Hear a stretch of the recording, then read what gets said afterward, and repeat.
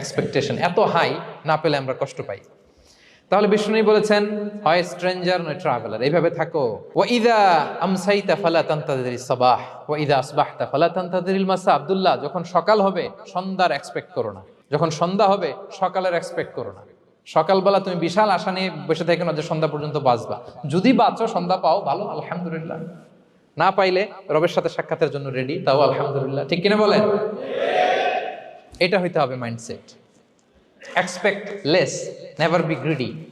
প্রত্যাশা কম রাখেন, আপনি হ্যাপি হবেন। কিন্তু আমাদের মধ্যে অনেক এক্সপেকটেশন, যেটা আমাদেরকে কষ্ট দেয়, অসুখী বানায়। আরো লাগবে, আরো লাগবে। অনেকের মধ্যে, সবার না, অনেকের মধ্যে এই প্রবণতা আছে না নাই? বিশ্বনবী বলেন, লাউ আন্না লিবনি আদম ওয়াদিয়ান মিন যাহাব আহাব্বা ইয়াকুনা লাহু ওয়াদিয়ান।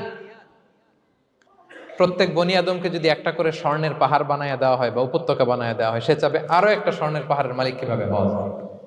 আচ্ছা বলেন তো, একটা স্বর্ণের পাহাড়, এটারে বেচা খাইতে খাইতে আমার 14 পুরুষও খাই শেষ করতে পারবে? তার একটা দিয়ে আমি কি করব? কিন্তু বিষ্ণু বলেন, অনেকের প্রবণতা আরেকটা চায়। ওয়ালা ইয়ামলা আফাহু ইল্লা তুরাব। কবরের মাটি ছাড়া তার এই আশা, ভরসা, প্রত্যাশা কেউ থামাতে পারবে না। তাহলে আমরা যেন গ্রিডি না হই, লোভী না হই, আমাদের এক্সপেকটেশন যেন কম থাকে।